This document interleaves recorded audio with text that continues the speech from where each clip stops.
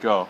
Welcome. Today we will be discussing the Boston Tea Party, along with the Townshend Act and the Boston Massacre of 1770. According to History.com, last night, December 16, 1773, an organization known as the Sons of Liberty disguised themselves as Mohawk Indians and boarded 3 ships, the Beaver, Dartmouth, and Eleanor, in the Boston harbor. They threw 342 chests of British tea into the harbor.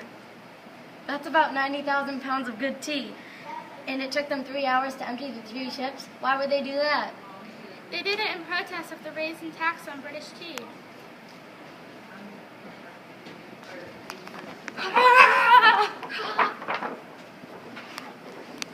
Wow, the British will be furious about all that tea going to waste. What happened? Did anyone get hurt?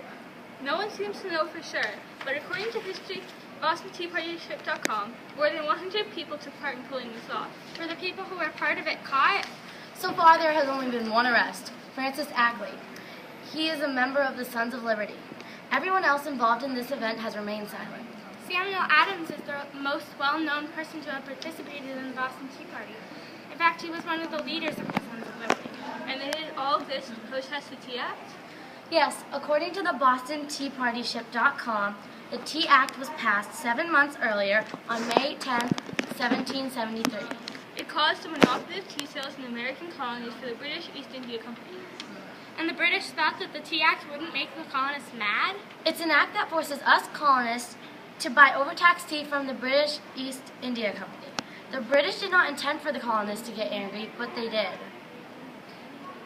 According to the BostonTeaPartyShip.com, the Tea Act was intended to be a bailout policy to get the British East India Company out of debt. But the colonists shouldn't be responsible for that. The British seem to think they can solve all their financial problems by taxing us. This isn't the first incident of colonial protests, though. Way back in 1768, a mob of colonists in Boston attacked customs officers for seizing merchant John Hancock's ship Liberty for alleged smuggling. But, that's right. When that happened, 4 entire regiments were placed in Boston. I wonder what the British will do when they hear about this. They certainly don't like us acting up against all their acts. The Tea Act is, after all, only the latest in a series of acts designed to make the colonists pay for the debt from the French and Indian War. You mean the Townshend Acts? According to the Gale Encyclopedia of U.S. Economic History, the Townshend Acts were approved by Parliament in 1768. They were proposed by Charles Townshend, Chancellor of the Exchequer, and put a tax on imported goods like glass, lead, paint, paper, and tea. The Townshend Acts, again, weren't meant to anger the colonists, but they did. We have word from one particular colonist from Pennsylvania, lawyer John Dickinson. He says that Parliament's attempts to impose duties solely for the purpose of generating income is a direct threat to the well-being of all Americans. So much has gone on recently. It's gone from tighter British control to colonial resistance growing. Do you guys remember the Boston Massacre? According to Luke, the Boston Massacre happened because of resentment against the Redcoats. It did. On Monday, March 5th, 1770. A lot went down. It was on the front page of the Boston Gazette. It happened on King Street. Tension filled the streets when the Redcoats arrived. It seemed to me to be very intense, because according to Dickinson, as the evening wore on, more gangs appeared in the streets. Fighting started from townspeople and soldiers. General Thompson Gage sent 1,000 British soldiers to Boston.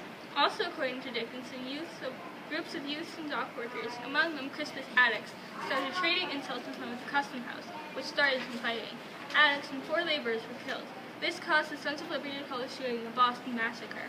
They claim that those who died had given their lives for freedom.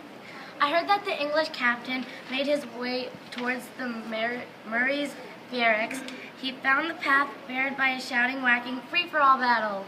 Some of the Bostonians were wounded by bayonets. There had even been a danger that more stuff would happen.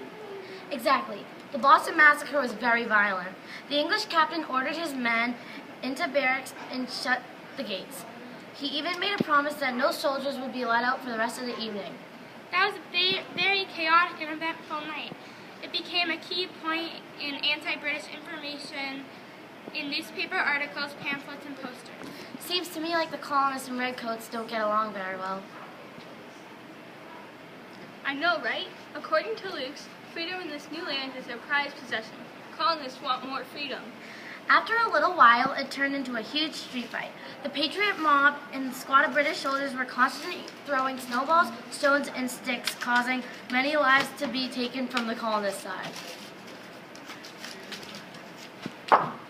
And this concludes our presentation.